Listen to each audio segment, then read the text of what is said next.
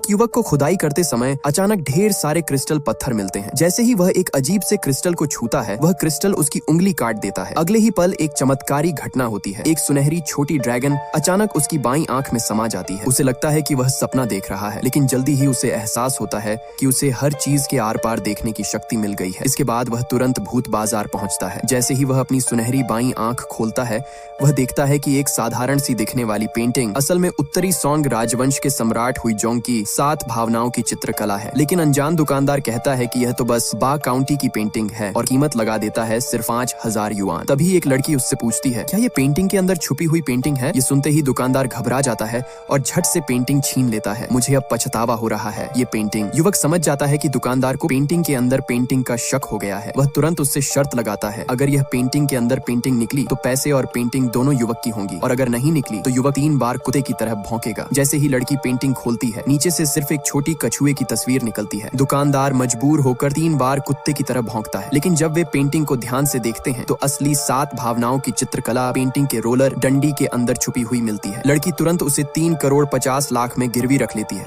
और युवक को अपने प्राचीन वस्तुओं की दुकान का मुख्य विशेषज्ञ बनने का न्योता देती है। ये बात सुनकर दूसरे व्यापारी जल जाते हैं। एक प्रतिद्वंदी तुरंत किसी को नकली सामान लाकर युवक को फंसाने के लिए भेजता है, लेकिन युवक एक नजर में समझ जाता है कि सामने रखी गुआनेन की मूर्ति के अंदर कुछ छुपा हुआ है। संदेह से बचने के लिए वह जानबूझकर नकली सामान उसे ले जाने देता है और कहता है, मेरे पास और भी अच्छा माल है, ये कटोरा बिल्कुल असली है। वह तुरंत पहचान लेता है कि इस कटोरे की बाहरी परत कंग राजवंश की है और इसकी कीमत कम से कम करोड़ों में है। लेकिन अनजान दुकानदार इसकी कीमत सिर्फ 5 लाख लगाता है। युवक कहता है कि वह ज्यादा से ज्यादा 35,000 देगा, लेकिन शर्त यह है कि गुआनेन की मूर्ति भी साथ में देनी होगी। दुकानदार तुरंत मान जाता है। जैसे ही दुकानदार जाता है, एक आदमी और वही लड़की लौट कर आते हैं और युवक का मजाक उड़ाते हैं कि उसने कचरा खरीद लिया है। सब्सक्राइब कर लो, नेक्स्ट पार्ट जल्द ही आएगा।